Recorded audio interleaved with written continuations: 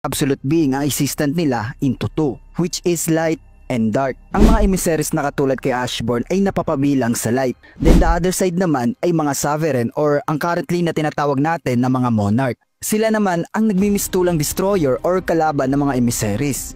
Matagal na panahon na naglalaban ang dalawang panig na ito at napansin nga ng mga emissaries na walang ginagawang hakbang ang absolute being para mapahinto ang digmaan ng dalawa na siya mismo ang nagsimula. At doon naisip ng mga emissaries na ang nagaganap na digmaan sa dalawang panig ay parang for entertainment lang sa creator nila, which is inaakala nila na nilikalan sila para sa pansariling interes ng creator. Kaya't napagpasya ng lahat ng fragment of light, bali ang fragment of light ang umahawak or nagmimistulang pinuno ng hukbo ng absolute being bukod kay Ashbourne. At dito napagpasya nilang magalyansa at magrebelde sa kanilang creator. At dito papasok ang malaking digmaan. Si Ashbourne ang isa sa fragment of light ang hindi sumang-ayon sa kagustuhan ng iba niyang kasamahan ng mga fragment of light at nakapag-decide na depensa ng minamahal niyang creator, which is ang absolute being, sa binabalak na rebellion ng kanyang kasamahan. Dahil outnumber nga sila ay natalo ang hukbo ni Ashbourne na naging sanhi sa kanyang katapusan, pero sa inaakala niya katapusan na ng kanyang buhay ay nagkaroon ng milagro.